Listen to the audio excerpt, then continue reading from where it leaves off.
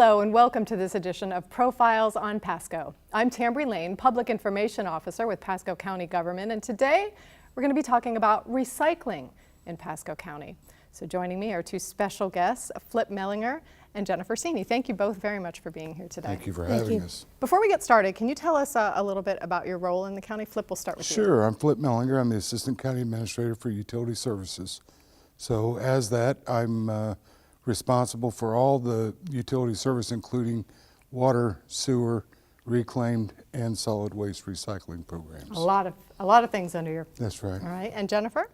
I am the recycling supervisor for Pasco County, and basically I run the programs that we have around recycling.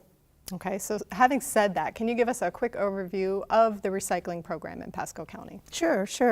In Pasco County, we have a residential curbside recycling program, which means that if you have twice a week garbage pickup, then you also have recycling. It's already included, and all you have to do is use it.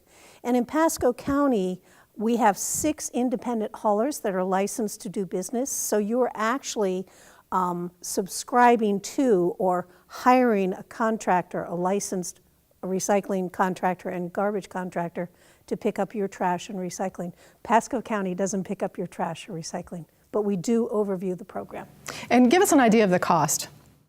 $12.44 a month for trash and recycling service for collection. And it's probably important to note too that the haulers can't charge more than that. That is the maximum of what they are allowed to charge. They can charge less. Okay, and let's talk a little bit about what exactly can we recycle in the program? And there's been some changes recently. Yes, and we're very happy about that because we have gone to a full single stream program. Single stream means everything goes into the same container. We take aluminum cans, we take metal food cans, we take clear, green, and brown glass bottles and jars, and we take all sorts of plastic. If you see a triangle made out of arrows on the bottom of a piece of plastic, you look for the numbers 1, 2, 3, 4, 5, and 7, and those are the ones that we accept in the program. Now, I have to make a joke about this.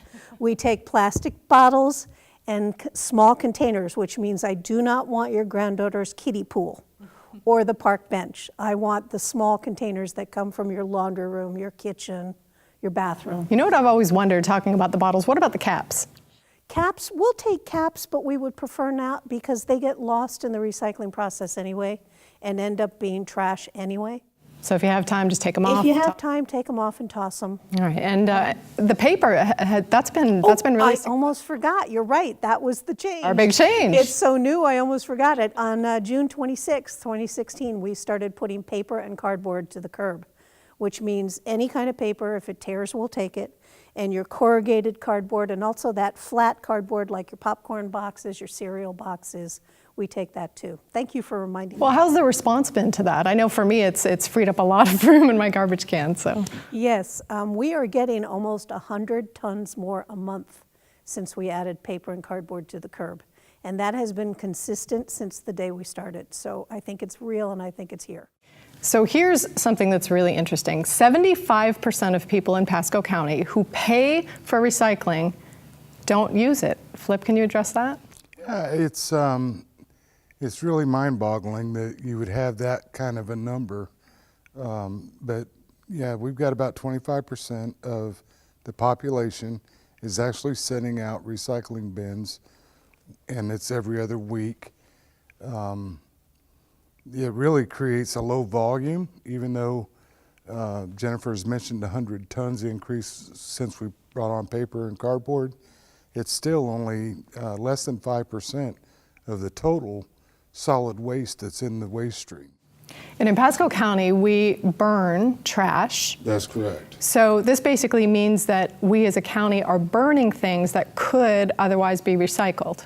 That's correct. And it's really, that creates a problem for us.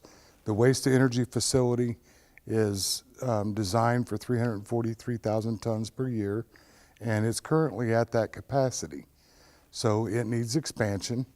It's going to be an expensive expansion, upwards of $190 million, of which we've got about $40 million saved up to help pay for it.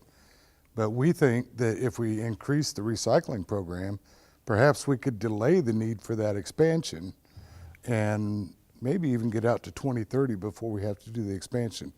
That allows us to collect more revenue to help pay for that so that it has less of an impact on the citizens.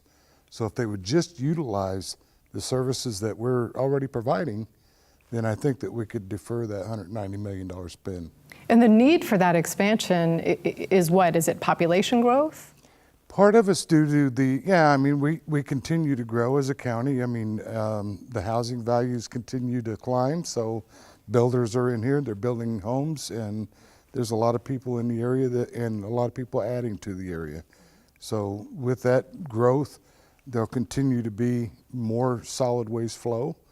It is growth. And I know you've talked about this before, but our system was designed to work with a robust recycling program. That's correct. When the initial program the waste to energy facility was designed and brought into service in the early 90s, it was intended to have a robust recycling program to work with it. That portion of the program didn't develop as well as the waste to energy facility. So it's time now that it's either pick up on the recycling to offset some of the flow going into the incinerator, or move it off to the recycling program. So, I think that increase in recycling is obviously the most economic thing that we can do. The recycling program is not going to make the utility a lot of money. It's not like we're trying to do that. We're just trying to defer the cost of expanding the waste energy facility. So Jennifer, what do you think then are some of the biggest challenges we face as a county when it comes to getting people to buy into recycling? Right. Well, I think one of the biggest challenges is we are a very large county. There are a lot of people to talk to, and it's difficult to get your message out there. Flip talked about having a robust recycling program. That's one of the areas where we did not have a great deal of emphasis, and as a result, there are people that will even say today that they did not know after 20-odd years that we have a curbside recycling program. So obviously, one of the biggest challenges is to get the word out there. And as you well know, things are changing in communication, so we have to make sure that we do try to communicate in ways that younger people and people who are coming into our county will hear. So I think communication is a big challenge. Another challenge is that we do have 6 independent trash haulers. And as a result of that, and our solid waste ordinance, it is very important to have a collaborative relationship with these haulers. And sometimes when everyone's running for the finish line, they're trying to keep their businesses intact and profitable, and I'm trying to make sure to save the world with recycling. It's hard sometimes to have that collaborative movement forward so that everybody gets to go in the same direction, because we've got 6 independents doing the best that they can do to have a good business. So, to kind of pick up on what Jennifer's talking about with the communication plan, Pasco County currently has a survey that's out for everybody to participate in, and our goal there is to figure out what is the attitude toward recycling within the county, and to see where people, are they willing to pay a little more for expanded recycling? Are they willing to pay for a cart? So once we understand what the attitude is toward recycling, then we intend to develop a greater communication plan that will advertise on a wide-scale basis the need for the recycling. And that could even get to the point where we're knocking on individual doors. Right. And the survey's out there for a couple months, and then we're going to be wrapping it up. But not to put you on the spot, what are some of the things we've learned from the responses to the survey? well, we don't have the results of the survey, but we have had a couple of meetings to look at the trend. And one of the trends that we see is that a lot of people don't know about the program. And what they do know about the program is not correct. And then another holdback is a lot of people do not like our choose and use your own container program. In Pasco County, we don't provide containers, neither do the haulers provide recycling containers. Some of them provide garbage containers, but not recycling containers. And so we have a choose and use your own container. We'll send you a sticker to put on it so it's recognizable as recycling. Well, that's one of the biggest things that they don't appear to like. And the haulers, in your opinion, they're pretty good at that. You set it separate from your trash bins, and you have a sticker on it or a clearly labeled recycle bin, and they'll pick it up. Right. Thank you for mentioning that, because on the service angle, we do have a service question on the survey, and most people are indicating satisfaction with their service, which would be the trash hauler. Tambry, I'll just real quickly, I can give you a bit of an overview on the results that we're seeing. Right now, 86% of the respondents want to have an active recycling program. There's a mixed response on whether or not they want to see increased costs or if they're willing to pay maybe $1 more per month for a cart.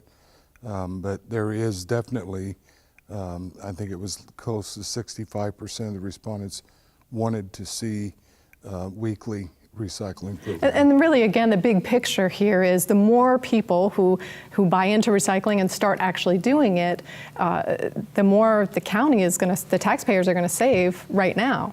That's correct. We can offset the cost of that recycling program or the expansion of the waste of energy facility with the recycling program, and that's our key goal. And Jennifer, you have a lot of programs going. I do. To spread that message. So I quickly do. tell us about some of those. Some of the message spreading, we do some events, which we're very proud of. We do the Art of Recycling every February. There's Earth Day in April, which is coming up for us now. It's the 4th Saturday in April. We also do an upcycle event. Upcycle is when you take something that you ordinarily might discard and you literally upcycle it into some useful object. Oftentimes it's a piece of art, but other times it's practical. So we have events. I also do some traditional advertising through newspapers and radio and TV. And then we also have a very, very strong customer service element where when people call in, we use it as a teaching moment. And we send out a lot of materials via mail upon request. And then we meet with the haulers a lot. In my book, I would say it was a lot. I don't think most jurisdictions meet with their haulers as often as we do, but that's how we build the collaborative relationship that I talked about. So if you don't already recycle, give it a try. You might be surprised how much you're actually putting in that recycle bin. If you recycle everything that you can in our program, I will guarantee you a steak dinner that your garbage will drop by 40%. That promise came from Jennifer, not me, just so. I can guarantee, well, that's just between you and me, Tambry. But you will drop your garbage by at least 40%, and in some people's cases, it's more than that. I know our household, we're active recyclers, and my recycling bin fills up much faster than It does. The Yes, I can attest to that as well. Well, thank you, Flip and Jennifer, both for being here, for sharing all this information. We learned a lot. Appreciate you being here. And thank you for joining us for this edition of Profiles on Pasco. I'm your host, Tambry Lane, and we'll see you next time.